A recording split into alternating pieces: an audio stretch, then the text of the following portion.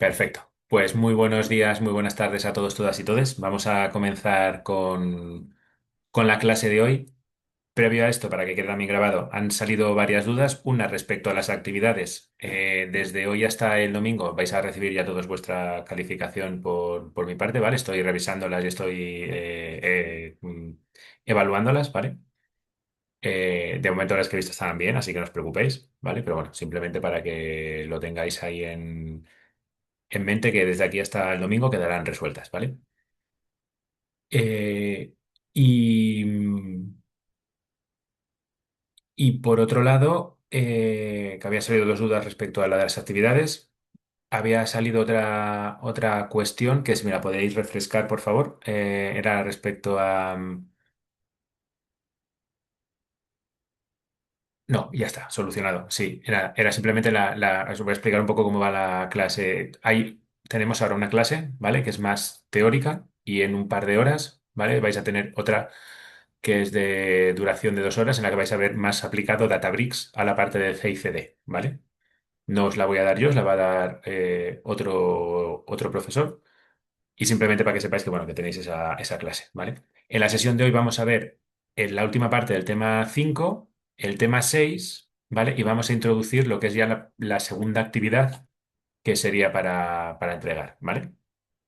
Entonces, vamos a continuar con lo que hemos estado viendo en la clase anterior, que era la parte de optimización y mantenimiento de los modelos, ¿vale? ¿Qué podemos hacer? ¿Qué estrategias podemos seguir para optimizar y mantener los modelos en producción? ¿Vale? Para ello siempre tenemos que tener en cuenta que es muy importante la trazabilidad de los modelos, ¿vale?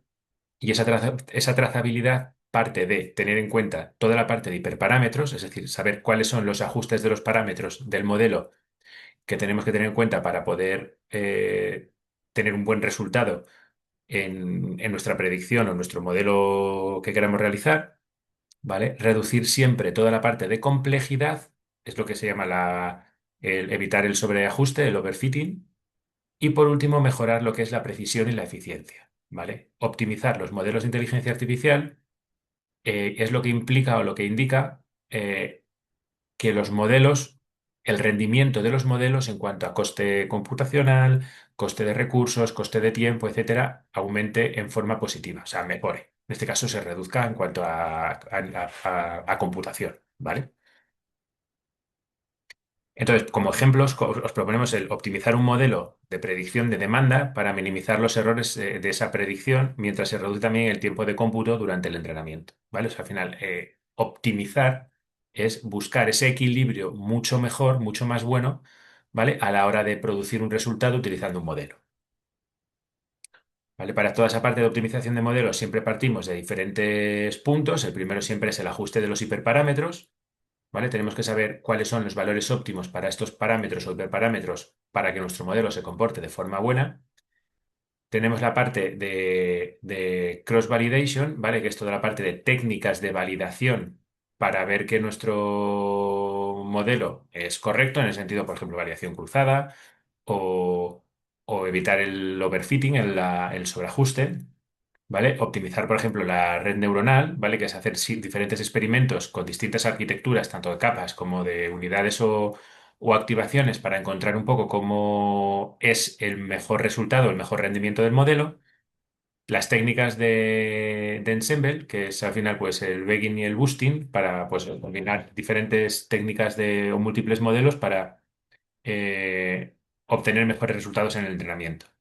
Y por último, la parte de regulación o regularización, que es la parte de eso, pues evitar ese overfitting, ese sobreajuste, penalizando pues con coeficientes pues aquellas variables del modelo que se comportan de forma menos buena, ¿vale? Es simplemente como una penalización. Dentro de la parte del mantenimiento, es muy importante saber cómo mantener nuestro modelo porque tenemos que tener en cuenta que nosotros tenemos que tener una trazabilidad completa del estatus y del comportamiento de nuestro modelo para poder, como habíamos dicho en las sesiones anteriores, replicarlo e implementarlo en producción, porque sabemos que esos modelos no se comportan de forma aislada, sino que están integrados en distintas arquitecturas, distintas infraestructuras, distintas soluciones, ¿vale? Entonces, este mantenimiento implica la actualización, monitorización, ajuste. de todos los comportamientos del modelo, ¿vale? Entonces, los puntos clave de la parte del mantenimiento del modelo son los desajustes o degradación del rendimiento del modelo, ¿vale? Que hay muchas veces que los modelos pues, se pueden volver obsoletos o ineficientes a medida que pasa el tiempo, según nuestro dataset original y el dataset que tenemos actualmente, ¿vale? Entonces tenemos que hacer como una especie de reajuste. Para ello también podemos aplicar actualización de los datos. Los modelos están basados en un estudio o en un estado de tiempo, un T0, ¿vale? Tiempo cero, hoy. A lo mejor dentro de 3 meses, pues necesitamos actualizar los datos para que pueda el modelo ajustarse mejor a la realidad, ¿vale? Y sobre todo una evolución del entorno, ¿vale? O sea, lo que viene siendo pues un poco las necesidades de mercado, cómo se comportan. Hay veces que cambia, nuestro modelo se comporta para dar una solución o una estimación o una predicción de algo que tiene que pasar a futuro con los datos de hoy, pero las reglas de negocio también pueden cambiar. Entonces, en función de que van cambiando esas reglas de negocio, tenemos que tener una evolución del entorno o una actualización de ese entorno.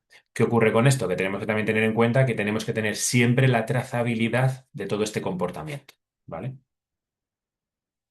Entonces, las fases del mantenimiento de un modelo siempre son las mismas. La primera es monitorización, ¿vale? Tenemos que monitorizar el rendimiento de nuestro modelo.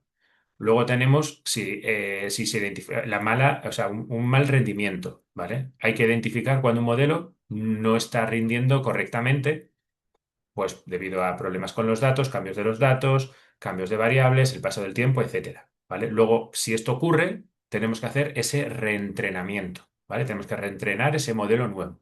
Una vez que lo reentrenamos, tenemos que decidir cuándo es necesario hacer ese reentrenamiento y cuáles van a ser los nuevos datos que vamos a utilizar para reentrenar ese modelo.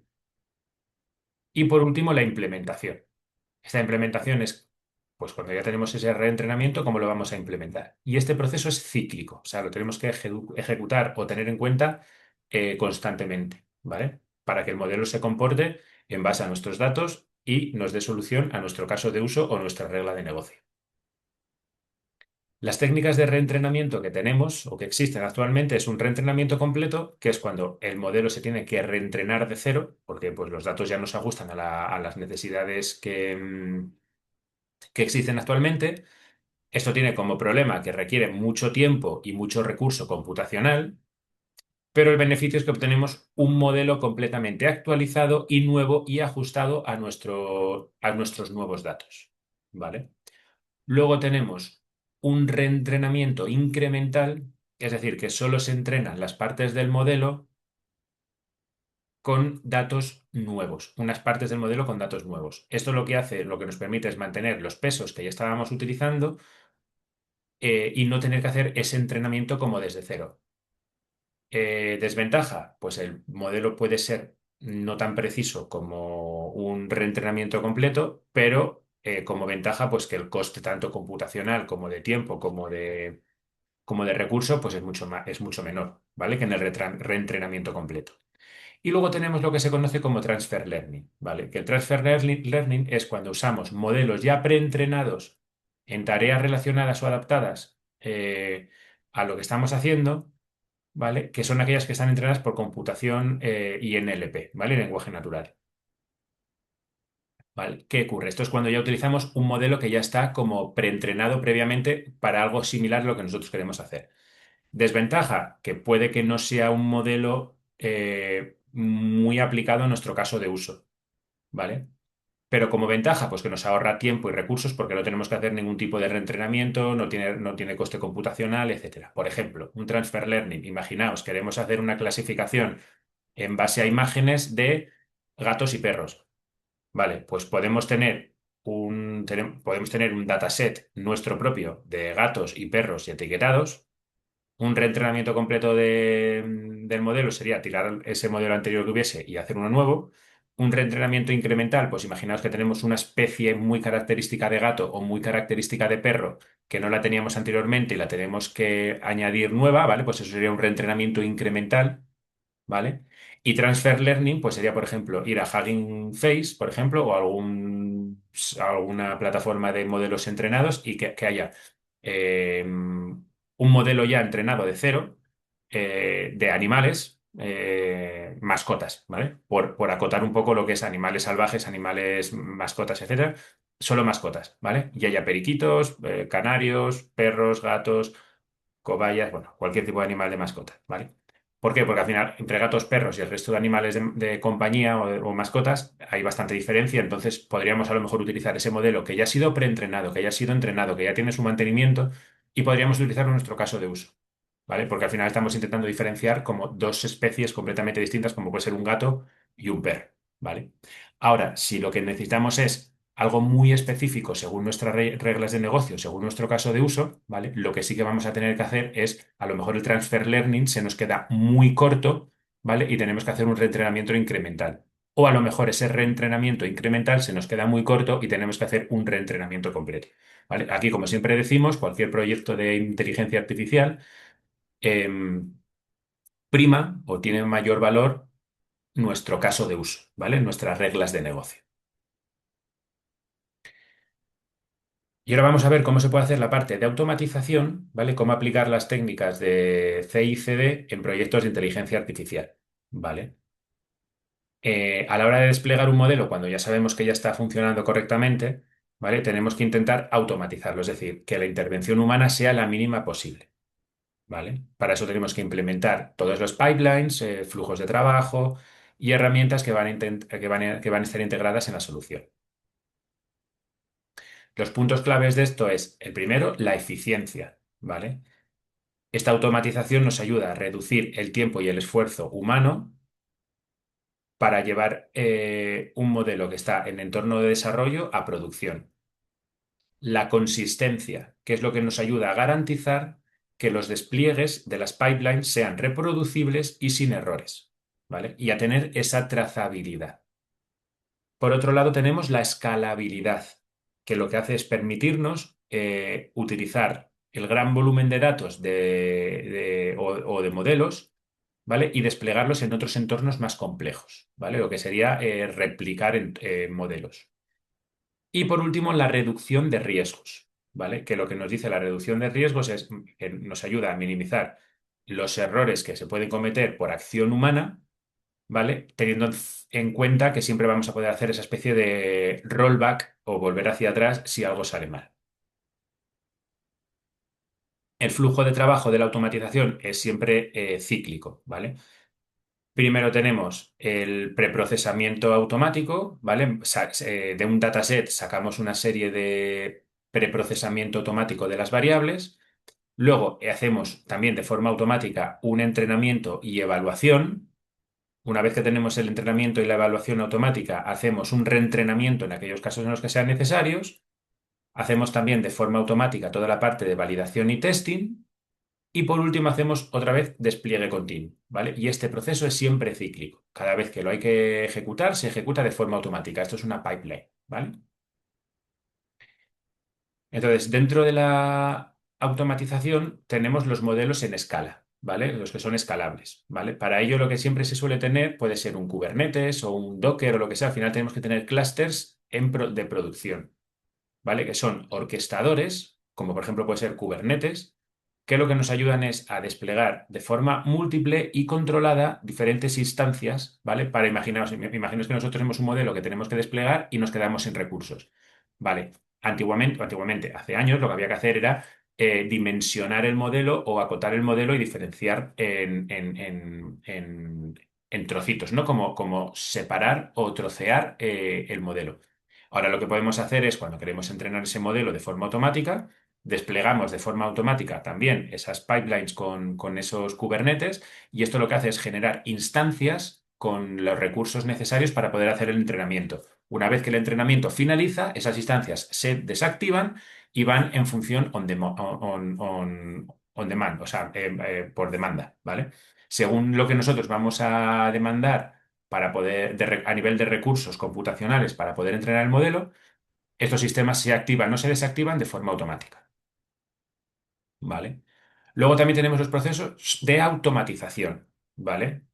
Esta automatización en cuanto a la actualización, ¿vale? O sea, es decir, nosotros vamos a tener que generar nuevas versiones de nuestro modelo, ¿vale? Para poder disponibilizarlas a un usuario, ¿vale? A un cliente. y no puede haber cortes, o sea, tiene que ser ininterrumpido. Entonces tenemos que tener nuestro sistema ya en producción, tiene que ser capaz de recibir esas actualizaciones, esas mejoras del modelo sin perder el servicio, ¿vale? Por eso tenemos que tener en cuenta también la parte de la actualización sin interrupciones. Luego, por otro lado, tenemos que tener también la parte de despliegues graduales, es decir, cuando nosotros queremos desplegar una nueva versión de un modelo, eh, a lo mejor no a todos los clientes que tenemos, sino a una sectorización de los clientes, pues tenemos que ser capaces de hacer esa segregación o ese despliegue gradual. Y por último, en caso de que cualquier subida a producción que hagamos tenga cualquier problema, pues tenemos que tener la parte de rollback automático. En el momento que salga un error, volver el rollback anterior al último estado, digamos como estado de fábrica, ¿no? Como estado original de uso que funcionaba, para que no se pierda nunca el servicio.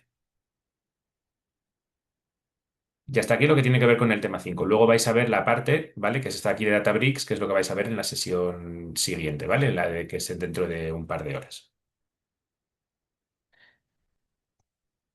Y ahora vamos a dar paso a la sesión 6, ¿vale? Que vamos a hablar de arquitecturas cloud para la inteligencia artificial, donde vamos a hablar un poco de infraestructuras, costes y seguridad o ciberseguridad, ¿vale? ¿Cómo podemos estructurar y planificar de forma eficiente un proyecto de inteligencia artificial? En esta sesión lo que vamos a hablar es eso, de infraestructuras cloud. Infraestructuras cloud, sabéis que son Amazon Web Service, Microsoft Azure o Google Cloud, ¿vale? Para proyectos de inteligencia artificial.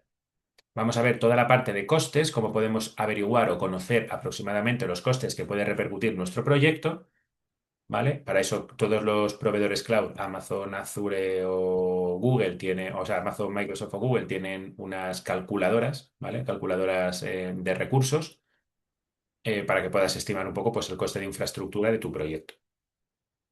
Y sobre todo la parte de seguridad y escalabilidad, ¿vale? Donde vamos a ver pues, distintas estrategias de seguridad y escalabilidad en arquitecturas de inteligencia artificial pues, para poder hacer nuestro producto o nuestra solución de forma segura y escalable. Vamos a ver qué son las infraestructuras cloud y cuáles hay, ¿vale? Para ello primero tenemos que entender qué es la nube, ¿vale? Hoy en día todos sabemos lo que es la nube, ¿vale? La nube es una forma de hacer software, ¿vale? Que es aquella en la que la forma en la que nosotros entregamos nuestros servicios informáticos, puede ser un software, puede ser un mantenimiento, lo que sea, se hace a través de Internet. Es decir, a través de recursos que están en la nube o en la web, ¿vale? Los servicios, bases de datos, redes, etcétera, están todos en la nube. Y esto se proporciona de forma segura y escalable, siempre en base al compliance de nuestro proveedor. Puede ser Amazon, Microsoft o Google. Hay otros más, ¿vale?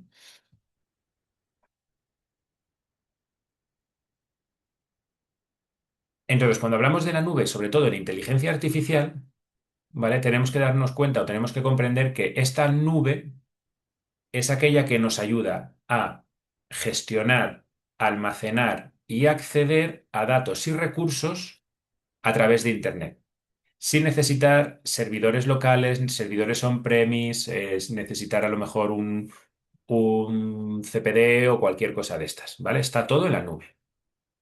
Esto es mucho más fácil a la hora de ejecutar las aplicaciones, a la hora de analizar los datos y a la hora de acceder a estos datos, ¿vale? Y en el contexto de la IA, dependiendo de cuál sea nuestro proveedor, tendremos unas soluciones u otras de inteligencia artificial, ¿vale? Todas estas soluciones de inteligencia artificial necesitan computación potente, entonces muchas de ellas pueden necesitar CPU, que serían las más básicas, o incluso GPU, ¿vale? Como podrían ser con tarjetas gráficas, ¿vale? Entonces, ¿por qué es mejor optar por la nube que por los servicios on-premise o los CPDs antiguos? Bueno, lo primero, la escalabilidad. ¿Vale? Los proyectos de inteligencia artificial requieren muchísima capacidad, muchísimo procesamiento de computación, etcétera, y en la nube, con un simple clic, tú tienes disponible esos recursos con esas características necesarias. Si tuvieses que hacerlo on-premise y estuvieses entrenando un modelo y el modelo se te quedase corto en los recursos de tu máquina, tendrías que comprar otros componentes, ampliar el servidor, etcétera. Es algo que, bueno, es bastante costoso y muchas veces es inviable, ¿vale? Sobre todo la flexibilidad. La flexibilidad. Los servicios en la nube nos permiten combinar e intercambiar y dar de baja o de alta o incluso utilizar recursos, digamos, según demanda. Incluso compartirlos entre miembros de la organización o entre otros miembros corporativos para repartir, digamos, costes, ¿vale? Y por último, accesibilidad global. Nosotros tenemos una solución desarrollada en la nube y se puede acceder de cualquier parte del mundo, ¿vale?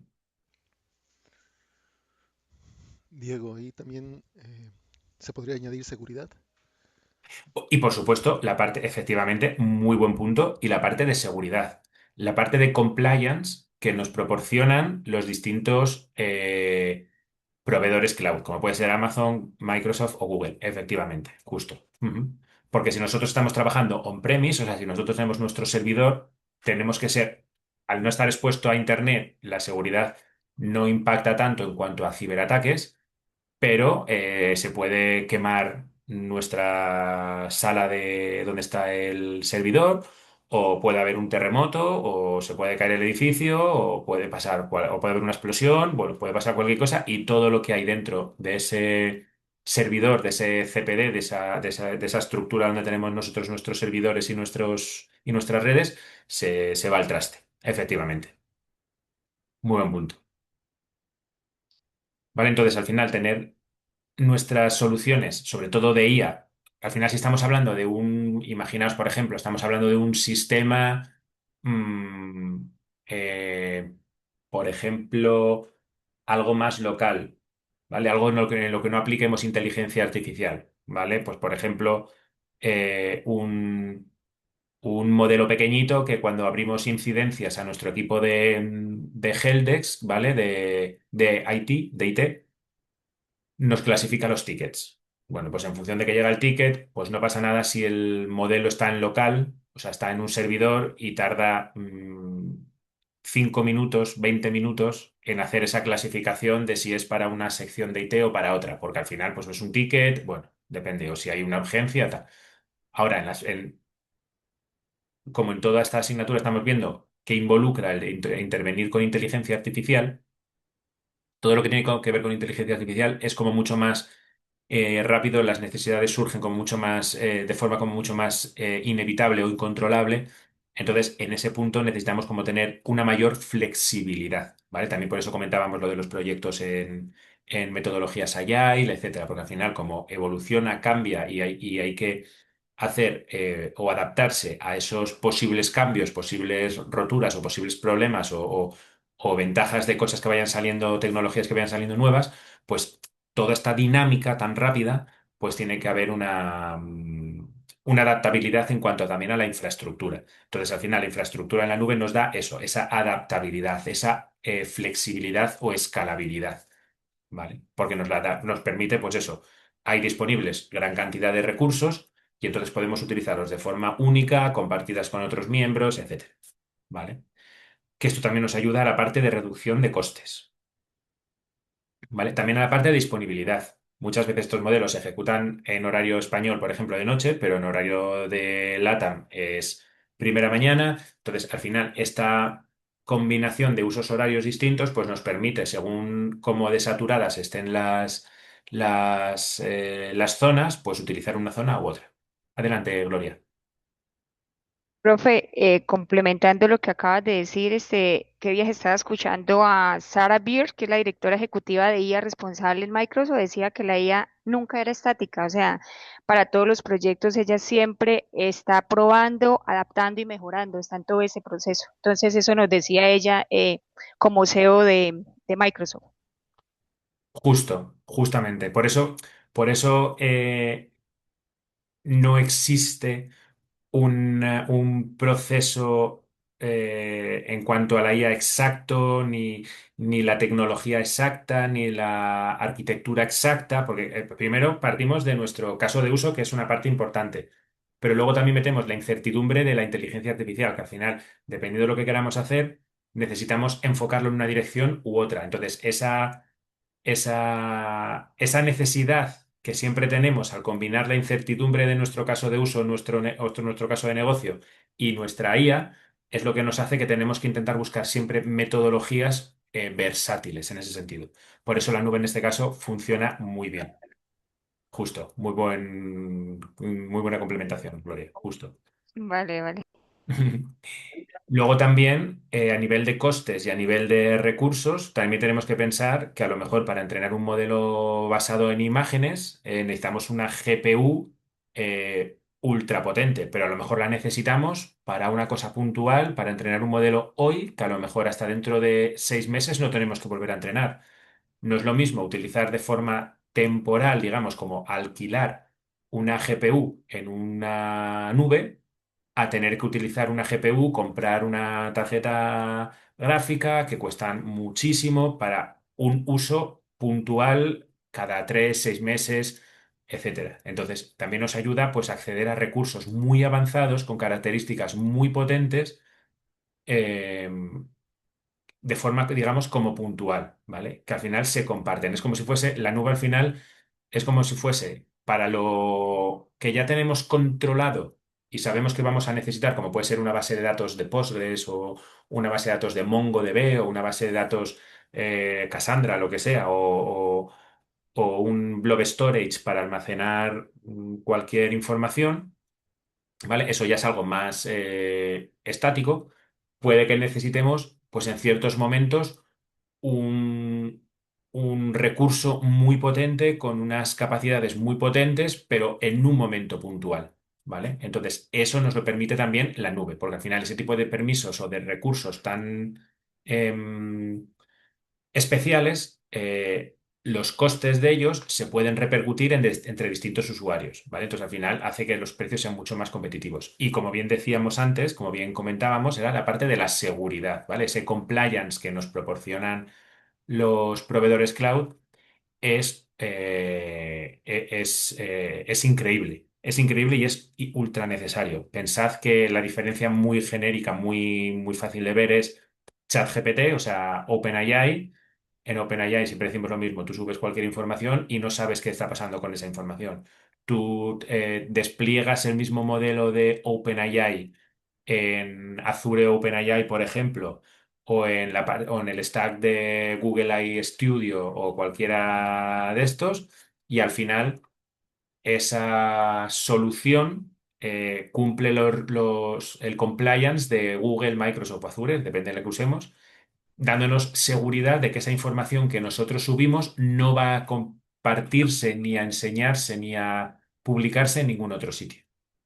¿Vale? Pero ya no solamente es tanto a nivel de, digamos, procesamiento, que es súper importante también y es lo más importante en esto, sino que también lo que decimos siempre a la hora, por ejemplo, de trabajar de forma colaborativa. O sea, nosotros tenemos un modelo en la nube y dando los permisos necesarios se puede acceder a ese modelo desde cualquier parte del mundo, se puede trabajar en ese modelo desde con gestión de usuarios, etcétera. También la parte de mantenimiento. ¿Vale? Y al final, pues toda la parte de proyectos de I+D, por ejemplo, de innovación que puedan aplicar o apuntar a esos tipos de recursos, pues también es importante. Los principales proveedores cloud, como bien sabéis, pues son Amazon Web Service, ¿vale? Que tiene el SageMaker, los EC2 de almacenamiento, bueno, también especializado para la parte de IA. La parte de Azure, ¿vale? Microsoft Azure, que bueno, que tiene distintas integraciones con el stack tecnológico que tiene, que es Azure AI Studio, ¿vale? El ML AI Studio. Y luego la parte de Google, que tiene también Google AI Studio, ¿vale? Que es toda la parte de Google Cloud, donde está toda la parte integrada con TensorFlow, iPlatform, etcétera, ¿vale? Estos son los principales. Dentro de la parte de Amazon Web Service, ¿vale? Tenemos, ahora vamos a ver en detalle cada uno de ellos, ¿vale? Tenemos la parte de Amazon SageMaker, ¿vale? Que es la plataforma que hace todo el pipeline, el IOPS que habíamos visto en el tema anterior, de todo el ciclo de vida de los modelos, ¿vale? Desde que creas un modelo hasta que lo despliegas en producción. ¿Vale? Luego tenemos toda la parte integrada de Elastic, ¿vale? Que tenemos lo que se llama el EC2, que es Elastic Compute Cloud, ¿vale? Que son las instancias de máquinas virtuales, ¿vale? Que nos ayudan a ejecutar, pues, distintas cargas de trabajo de forma puntual. Tenemos la parte de Elastic Inference, ¿vale? Que lo que nos hace es, nos sirve como acelerador para hacer inferencias en nuestros modelos de inteligencia artificial, ¿vale? Utilizando GPUs bajo demanda. Y luego, por último, tenemos, por ejemplo, Amazon S3, ¿vale? Que Amazon S3 es la parte de almacenamiento. Luego tenemos, por ejemplo, respecto a Microsoft, ¿vale? Microsoft Azure, tenemos Azure Machine Learning, Azure ML, ¿vale? Que todo esto está englobado en Azure AI Studio, ¿vale? Está la parte de Azure Machine Learning, que es la plataforma similar a lo que estábamos viendo para Amazon SageMaker, ¿vale? Pues es el equivalente, pero de Azure, ¿vale? Entonces, es para generar todo ese pipeline de IOPS, ¿vale? De los modelos, tanto desde la parte que lo creas hasta que lo entrenas, hasta que lo despliegas y lo disponibilizas. ¿Vale? Luego tenemos, por ejemplo, Azure GPU Virtual Machines, ¿vale? Que son máquinas virtuales que se levantan especialmente para hacer entrenamientos con GPU. Luego tenemos Azure Databricks, ¿vale? Que está basado en Apache Spark y pues es un gestor de grandes volúmenes de datos, ¿vale? Para toda la parte de Machine Learning. Y por último tenemos Azure Blob Storage, que ya no solamente es como Databricks, que es con Apache Spark y utiliza, digamos, como el componente de Databricks, sino que Azure Blob Storage lo que nos permite es almacenar todos los datos como si fuese una especie de carpeta, de folder, ¿vale? Y puedes guardar datos de todo tipo, ¿vale? Bueno, nos lo comentaba antes, como ejemplo práctico de Amazon, nos indicamos el de un sistema de reconocimiento de imágenes que utiliza SageMaker para entrenar modelos y luego implementa un Elastic Compute Cloud para hacer la inferencia en tiempo real, ¿vale? Por ejemplo, para detección de caras, ¿vale? En el caso de Azure os proponíamos un ejemplo como un modelo de análisis de sentimientos que utiliza Azure Databricks, porque en Databricks estarían almacenados todos los registros de comportamientos de sentimientos y procesa todo eso y con Azure Machine Learning, por ejemplo, pues entrenamos el modelo y lo productizamos, ¿vale? Y luego, por último, tenemos Google Cloud Platform, ¿vale? Que todo esto también está dentro del stack de Google I Studio, ¿vale? Y tenemos la parte de iPlatform, que es pues equivalente a lo que habíamos visto tanto en Azure de Azure Machine Learning como de Amazon SageMaker, ¿vale?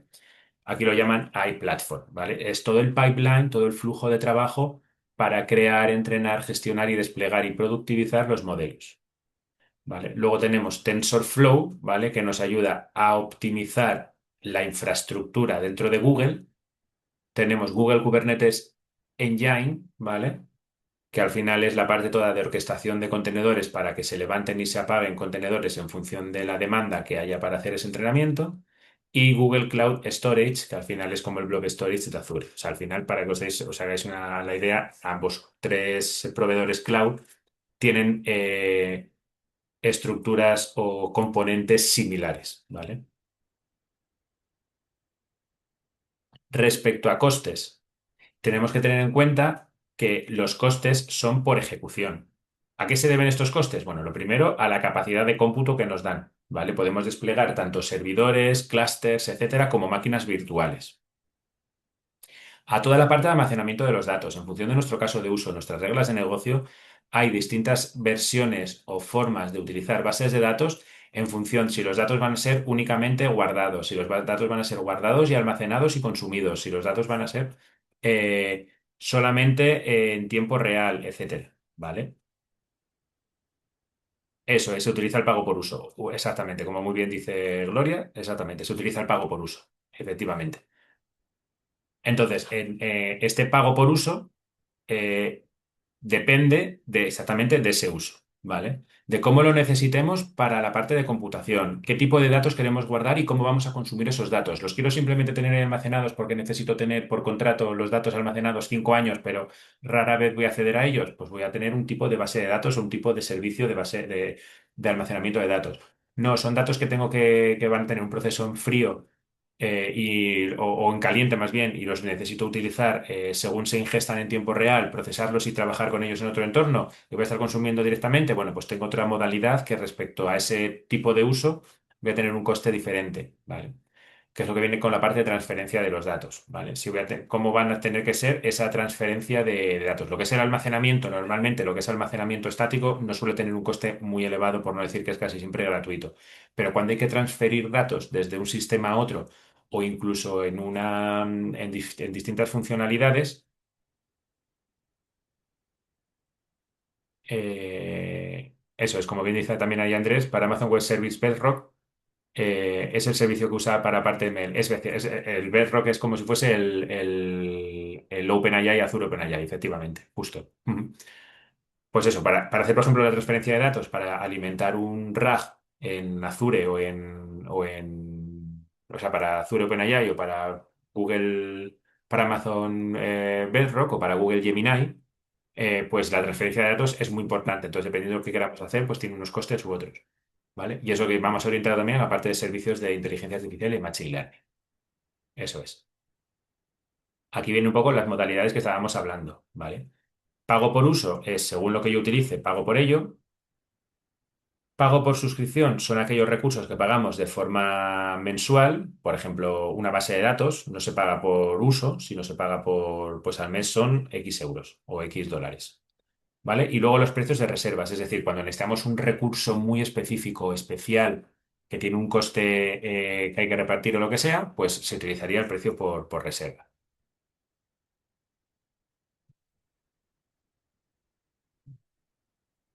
Eso es, como bien dice también Rafael, si la transferencia de datos es interna, el coste es mucho menor que si la transferencia de datos es externa. Eso es. Por eso decimos siempre que depende mucho de nuestras reglas de negocio, nuestro caso de negocio. Eso es.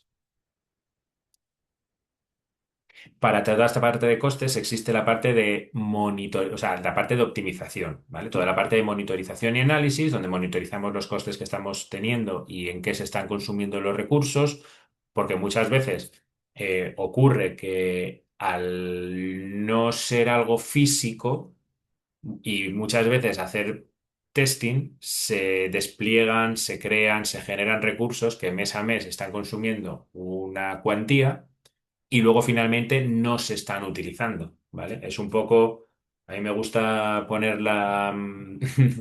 me gusta el símil con la cuota mensual del gimnasio, ¿vale? Si vas todos los días al gimnasio, utilizas todas las máquinas del gimnasio, etcétera, fantástico, porque amortizas tu cuota mensual, por ejemplo, ¿vale? Pero si vas solamente a una clase un día a la semana o una vez al mes, pues no estás optimizando tu coste en el gimnasio frente a lo que lo estás usando, ¿no? Pues aquí es exactamente lo mismo. Tienes que monitorizar muy bien porque muchas veces se crean recursos basura por pruebas, por testing o lo que sea, y no lo estamos teniendo en cuenta y muchas veces están repercutiendo un coste. El coste pueden ser céntimos o pueden ser de 1 o 2 euros o 1 o 2 dólares, pero a lo largo de un año o 2 o 5 o 10, pues bueno, van generando un coste que al final no hay que optimizar, ¿vale? También la parte de la escalabilidad, ¿vale? Estos sistemas en la nube nos permiten tener autoscaling, que este autoscaling al final es, pues ahora mismo yo tengo unas necesidades, tengo un clúster levantado con estas características, pero mañana necesito otro porque llega otro cliente, automáticamente replico la infraestructura y creo ese nuevo clúster con esas mismas características y reparto el consumo. Ahora me llegan otros dos clientes, a lo mejor no necesito generar otros dos clústeres nuevos más y tener cuatro, sino a lo mejor con tres puedo repartir la carga entre los tres. Bueno, esa escalabilidad, esa bifurcación de consumos también nos lo permite. Todo ello nos lleva a una optimización de recursos, ¿vale? no hay que utilizar siempre recursos ultra potentes para hacer tareas más cotidianas o escoger instancias que sean más a medida para nuestro caso de uso. ¿Vale? Y también dentro de las instancias podemos apagarlas, pues imaginaos que nosotros solo las usamos de 8 de la mañana a 6 de la tarde porque nuestro trabajo va en esos unos márgenes, pues podemos poner bloqueos o controles que nos apaguen todas las máquinas desde las 6 de la tarde hasta las 8 de la mañana del día siguiente, por poner un ejemplo. ¿Vale? Y sobre todo la parte también de instancias reservadas, pues cuando tenemos un, cuando estamos a hacer una reserva de una estancia, pues que la tengamos como pago por uso, pero también reservada y compartida con otros compañeros o áreas. Eso es, y como bien dice Rafael, y lo mismo si disminuyen los clientes. Ahora mismo tenemos 10 clientes que están utilizando nuestro modelo de forma diaria y de repente pues perdemos 4 clientes o 4 clientes desaparecen o 4 clientes se van a otra empresa, por poner un ejemplo. Bueno, pues nosotros podemos disminuir esa infraestructura sin necesidad de como pasaba antes, que a lo mejor he tenido que comprar para mi CPD, donde antes tenía un servidor, ahora tengo 5, de repente se me caen 3 clientes y qué hago con toda esta infraestructura en la que he invertido pensando que iba a poder amortizar a los 8 años y resulta que llevo 5 y me quedan 3 todavía para poder amortizarla y encima he perdido 3 o 4 clientes al respecto. Efectivamente, eso es. Entonces, cuando nosotros estamos hablando de los costes, tenemos que tener en cuenta una serie de consideraciones para hacer esa estimación. Las consideraciones siempre son la duración que va a tener el proyecto, ¿vale? Dependiendo de lo que estamos tratando, si es una POC, un MVP o un proyecto final que va a tener una duración de X tiempo. Es muy importante saber esa duración porque la infraestructura siempre se va a computar, a cobrar de forma mensual y anual, ¿vale? También la carga de trabajo, ¿vale? Tenemos que saber si el entrenamiento de nuestros modelos, cómo van a ser tanto las grandes cantidades con las que se va a entrenar y demás, para poder estimar cuáles van a ser esos costes. Y la frecuencia de uso, cada cuánto va a necesitar el modelo ejecutarse y estar disponibilizado, ¿vale?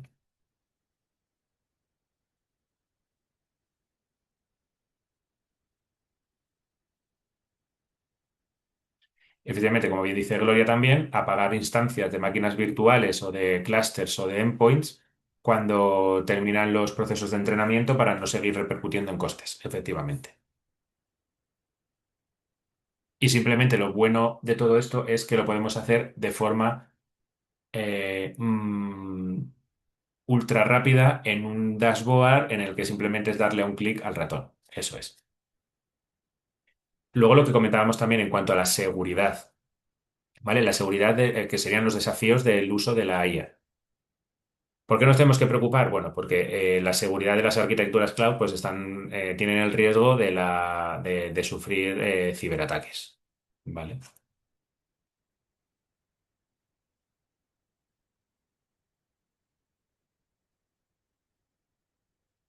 Vale, aquí lo que dice Renzo es verdad que en Google Cloud Platform las máquinas virtuales se apagan después del uso de 15 minutos de inactividad, efectivamente.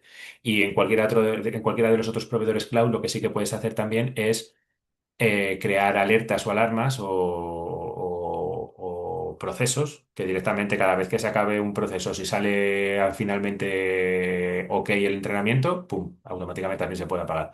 Justo, lo mismo que con esos 15 minutos que comentas. Fantástico. Ujú. Entonces tenemos que preocuparnos en cuanto a la IA en la nube por el tema de los ciberataques.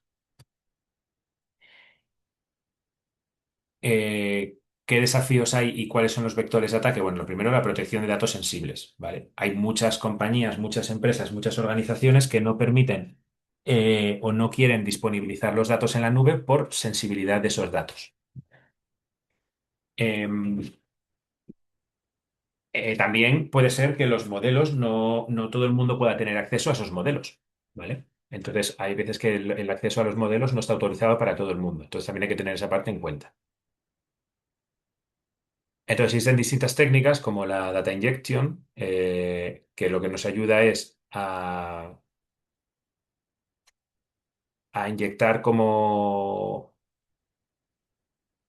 o lo que nos pueden producir más bien en nuestro modelo es como que nos inyecten datos que estén erróneos, ¿vale? Lo que nos hace contaminar el modelo. Esto se ve mucho en Eso se ve mucho en la parte de, por ejemplo, de portales inmobiliarios cuando se hace web scraping. Muchas veces cuando nosotros nos bajamos esos datos, con Data Injection lo que nos hacen es inyectarnos datos que parecen reales pero que no lo son. Para, pues, si nosotros luego hacemos un modelo de entrenamiento con ese tipo de información, con web scraping, pues nos está metiendo como ruido, ¿vale? Como bien comenta también Rafael, que muchas veces trabaja de forma híbrida. ¿Vale? Los datos se mantienen siempre en local o en CPDs o en entornos en servidores y el resto de la información está en la nube. Pero también hay muchas veces que dependiendo, sobre todo en banca y en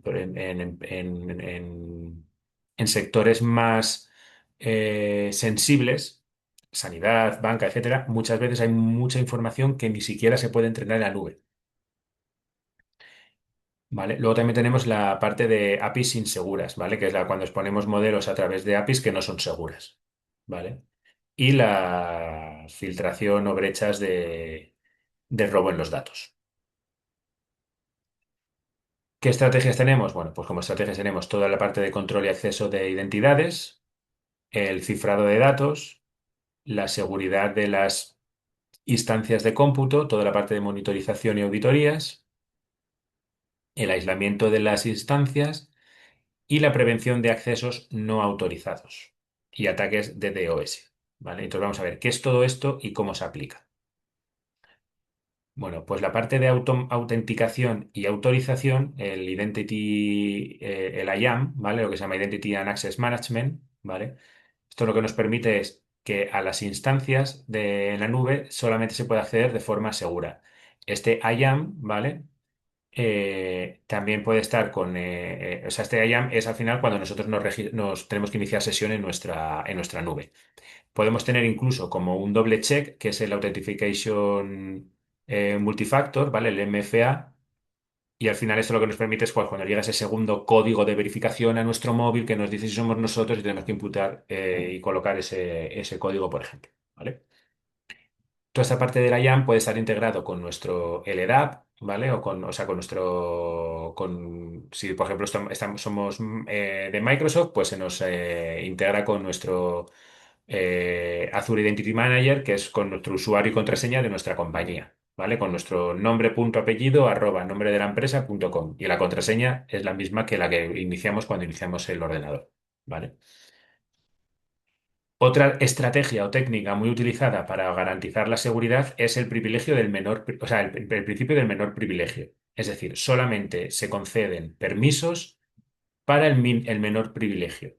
Es decir, no es una jornada de puertas abiertas. Si tú vas a necesitar hacer este tipo de tarea, te vamos a dar el menor privilegio que necesites. Que luego necesitas hacer otra tarea, te vamos a dar el menor privilegio que puedas hacer esa tarea. ¿Vale? Si tienes que leer datos, no te vamos a dar acceso a datos de lectura y escritura. Solamente vas a poder leerlos. ¿Que vas a tener que leerlos y escribirlos? Vale, pues te vamos a dar acceso de lectura y escritura a las tablas en las que tengas únicamente que leer y escribir. ¿Vale? Ese es el típico privilegio o sea, el principio de menor privilegio. ¿Vale? Así lo que se hace es minimizar los riesgos de que alguien acceda a un recurso, a información en la que no está autorizada. La parte de cifrado en reposo. ¿Vale? Cuando los datos los tenemos almacenados, estos datos almacenados se pueden cifrar, ¿vale? Mediante algoritmos de anonimización. Luego también tenemos el cifrado en tránsito, ¿vale? Que es otro tipo de cifrado que está más orientado a datos cuando salen de una API, pues cómo se tienen que cifrar. Y luego, por último, a cifrado a nivel instancia, ¿vale? Cuando tenemos distintos servicios, pero estos servicios utilizan, pues eso, instancias como el EC2 de Amazon Web Service o sea, el Elastic Cloud o alguno de ese estilo y necesita pues cifrar toda la información que entra y sale de esas máquinas virtuales, ¿vale?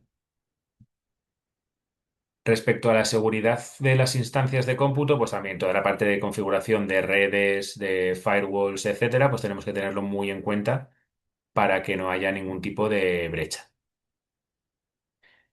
Y en cuanto a la parte de monitorización y auditorías, pues también tenemos que tener en cuenta en los registros de auditorías, tener trazabilidad constante de todo, analizar bien las brechas o sea, la seguridad y que no haya ninguna brecha, y si se ocurre alguna brecha, pues tener políticas para proteger esas, o o protocolos para si este caso de uso se diese, si este caso aparece. Y luego, respecto al aislamiento de las instancias, pues ahí está la parte de la virtualización segura, ¿vale? Cuando se virtualizan pues eso, todo lo que es la parte de la tecnología y también la parte de aislamiento de redes, ¿vale? Pues cuando aislamos redes que no tengan que estar expuestas al exterior, pues las protegemos. Y por último, respecto a la prevención de accesos no autorizados y ataques de DOS, ¿vale? La parte de protección es muy importante. Tener políticas, lo que decíamos, y protocolos de seguridad y ciberseguridad respecto a los datos que nos, pues, que mitiguen todo lo que tiene que ver con ciberataques, ¿vale? Y controlar, por supuesto, el acceso. Y controlar, por supuesto, con auditoría y toda la parte de modificaciones, accesos, etcétera, ¿vale? Con la parte de logs. Respecto a la escalabilidad, tenemos que tener en cuenta que la IA es flexible, como bien comentábamos, que tiene que tener una escalabilidad horizontal, es decir, que se pueden añadir nuevas instancias para poder ejecutar, y también escalabilidad vertical, que dentro de una misma instancia podemos mejorar los recursos que tiene. ¿Vale? Entonces, respecto a la mejor elección, ¿cómo elijo cuál es la mejor elección? Pues tenemos que tener en cuenta los siguientes factores. El primero, el cómputo. ¿Cuántos recursos voy a necesitar? ¿Cuánto procesamiento voy a necesitar? ¿De qué tipo y durante cuánto tiempo? El presupuesto. Pues tengo este presupuesto que estoy dispuesto a pagar, el coste unitario va a ser este y cuánto coste me va a incrementar hacer la tarea que quiero hacer. La facilidad de uso. ¿Cómo de fácil va a ser integrar mi solución en la plataforma que vaya a utilizar y cómo lo van a consumir? La parte de seguridad. Pues eso, em, cómo quiero hacer de segura la solución, qué mecanismos de seguridad quiero utilizar, etcétera. También la parte de escalabilidad, por supuesto, cómo quiero que escale mi solución, ¿vale? Y no olvidarse nunca de la parte de la inteligencia artificial, que cualquier cosa que hagamos tiene que ser compatible con el modelo de inteligencia artificial que nosotros vayamos a utilizar, ¿vale?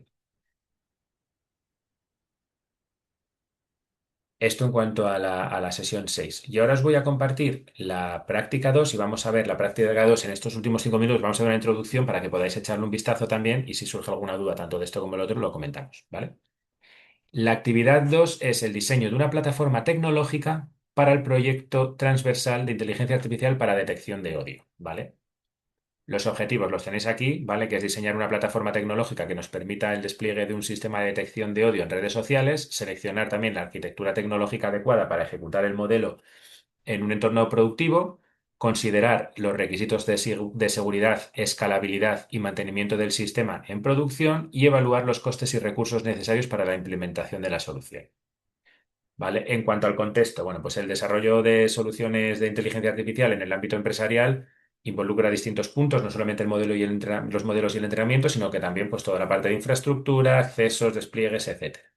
Vale, pues en esta actividad lo que vamos a asumir es un rol de arquitecto de soluciones, ¿vale?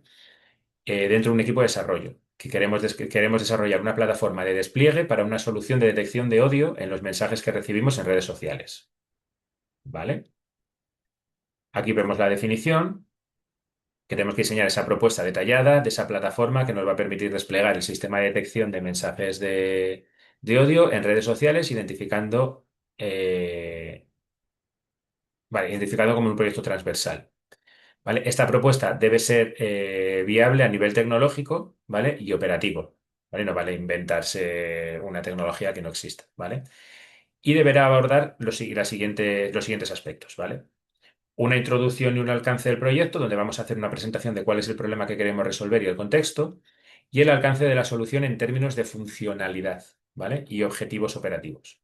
Luego vamos a exponer la arquitectura de la plataforma de despliegue, donde vamos a poner pues, esa arquitectura de hardware y software, contenedores y orquestación a nivel de diseño de arquitectura. No una solución como tal global, nadie está pidiendo una solución, sino cómo sería esa arquitectura, ¿vale? A nivel de diseño. Contenedores de orquestación, gestión de ciclo de vida del modelo y la integración con otras plataformas, ¿vale? También la parte de estimación de costes, dependiendo de cuál proveedor cloud utilicemos, pues habrá que utilizar una calculadora de recursos de ese proveedor cloud y con ella, pues, aportar en el informe que entreguéis esa estimación de costes. Y por último, las conclusiones o recomendaciones estratégicas de la infraestructura que vais a utilizar, justificando el por qué queréis utilizar esa arquitectura y qué recomendaciones proponéis para, pues eso, para implementarla y que sea sostenible a largo plazo, es decir, la escalabilidad. ¿Vale? Aquí ponemos que el documento puede ser en Word o en PDF, un máximo de 15 páginas, incluyendo portada, contenido y bibliografía. No pasa nada porque sea una página más, es simplemente un margen, os lo digo para que estéis tranquilos en ese sentido. Y la fuente pues, puede ser Arial o Times New Roman interlineado 1,5. ¿Vale? Y la rúbrica es en el documento, en este documento que está aquí. ¿Vale? Lo tenéis aquí. Entonces, lo importante de esta parte de aquí es que generéis este documento. ¿Vale?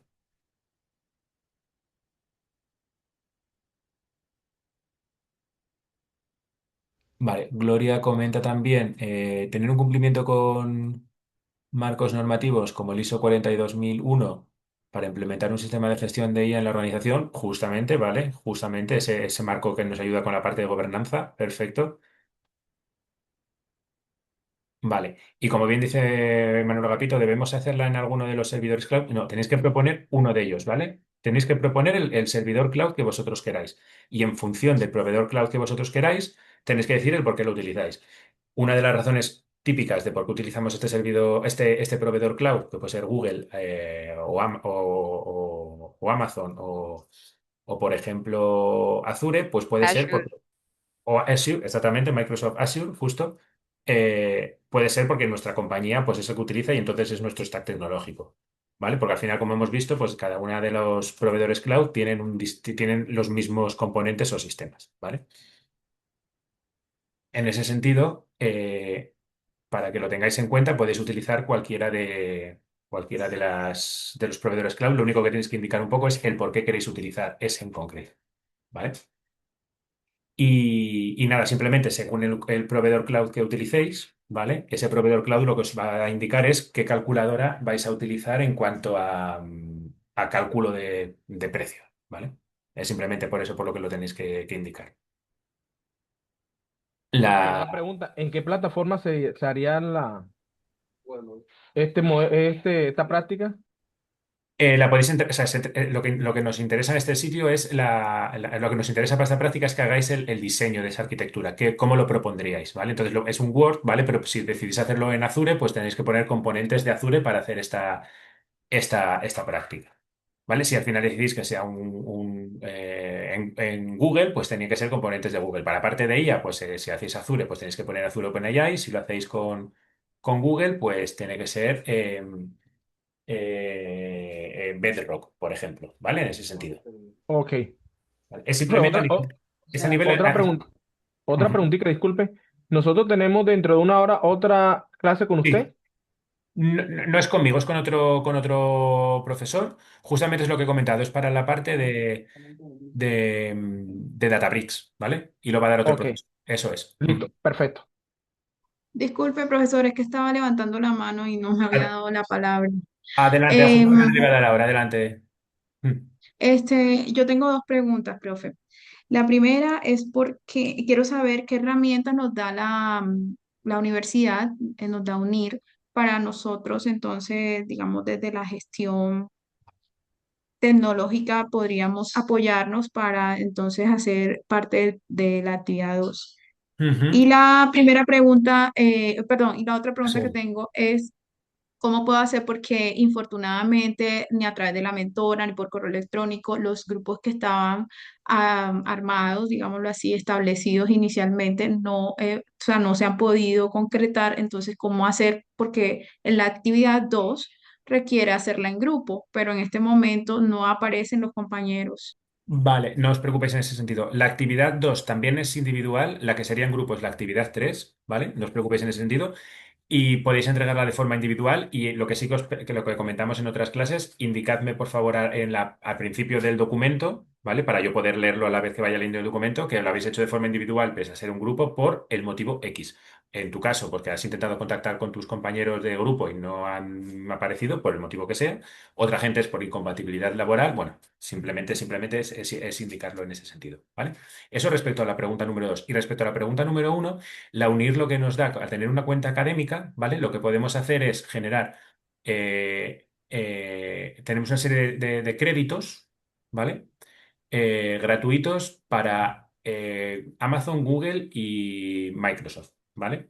Si cuando iniciamos sesión en cada una de las plataformas utilizamos nuestro correo corporativo de la universidad, nuestro correo de UNIR, de estudiantes UNIR, nos piden a veces, por ejemplo, en el caso de Microsoft, a veces te piden el carnet de estudiante, ¿vale? Que lo envíes escaneado y te lo validan automáticamente y con eso te dan acceso a, creo que son $100 de créditos, me parece, ¿vale? Te lo estoy diciendo un poco de cabeza, no sé si son 100, si son 200, si son...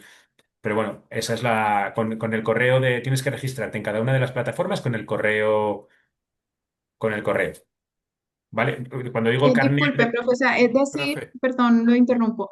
O sea, en Google también puedo acceder con el mismo usuario de UNIR que tengo y en tienes que Microsoft. registrarte con ese usuario. Tienes que registrarte con el usuario de Unir, eso es. Tienes que crear una Gracias. cuenta nueva seguramente y la cuenta nueva que la crees la tienes que crear con el correo de Unir. Y al poner @unir.net o .com o lo que sea, te lo tiene que reconocer y ya te pueden pedir alguna validación, que puede ser, como bien comentaba hace yo un momento, el carnet de... Hay gente que no lo tiene, puede ser la matrícula, hay algo que alguna vez te puede pedir alguna validación. No sé exactamente si tenéis, cuando lo vayáis a hacer, si tenéis alguna duda, me lo ponéis en el foro y lo vemos en el foro, ¿vale? Normalmente no suelen pedir así ninguna validación, pero alguna vez puede que te pidan alguna validación. Si te piden alguna validación, vemos cuál os piden y lo intentamos gestionar. Pero vamos, es simplemente con el correo con el propio correo de la universidad. Eso es. Muchas gracias. eh, Perfecto. profe, entonces para recapitular un poco, disculpe, Sí, ¿sería la entrega del diseño de arquitectura funcional de algunos componentes, explicando cada componente su objetivo y la arquitectura indicada? eso es, eso es. Sería justamente indicar eso, sería indicar en qué consiste ese proyecto y cómo sería esa arquitectura que propondríais y los componentes que propondríais del proveedor que querríais proponer y el por qué, esa justificación. Eso es. Y mostrando algunos ejemplos funcionales de esa arquitectura, o Eso sí, es, si mostráis algún ejemplo funcional, porque pensad que lo primero que tenemos que tener es en cuenta el problema que stack. queremos dar solución para luego dar la solución. Eso es. Ok. Estoy leyendo también el chat. Gloria, no te preocupes si no tienes el carnet. Si alguno de vosotros, cuando queráis generar, según el proveedor cloud que queráis, la cuenta, tenéis algún problema, ponedlo en el foro. Tenemos una sección para la actividad 2. Ponedlo ahí y vemos cómo lo gestionamos, ¿vale? No os preocupéis en ese sentido, que yo os ayudo en esa parte a conseguir esos créditos sin ningún problema. Lo ponemos ahí si alguien tiene algún problema y lo solucionamos sobre eso. Una última pregunta, Diego, con respecto a la Adelante, actividad. sí. Se te escucha un Entonces, poquito bajo, ¿eh?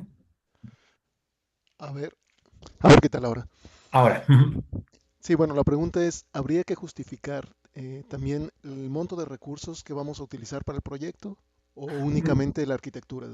Únicamente la arquitectura. Lo que pasa es que en relación a esa arquitectura que propongáis va a tener un coste. Entonces, simplemente, pues bueno, depende de tu idea o tu problema que quieras o cómo lo quieres solucionar, pues vas a tener, pues depende de lo que quieras hacer, pues va a tener una arquitectura que tú quieras proponer y luego va a tener un coste, efectivamente. No hay que justificar el por qué quieres usar esa arquitectura, porque al final es la arquitectura que tú propones para tu caso de uso porque crees que es la que va a dar mejor solución.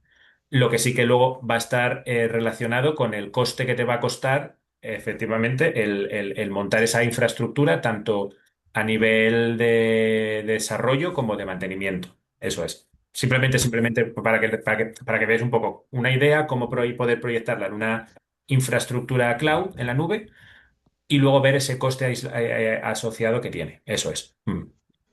Gracias.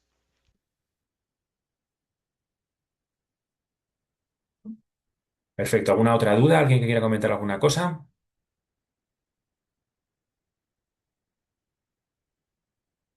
Vale, perfecto. Pues nada, no os preocupéis, lo dicho. Voy a subir ahora el tema 5 y el tema 6 a la documentación. La actividad la tenéis subida. Lo dicho, cualquier problema que tengáis a la hora de gestionar la parte de los créditos o lo que sea cloud, me decís, como además es a nivel de diseño, ¿vale? No hay que construir nada como tal, ¿vale?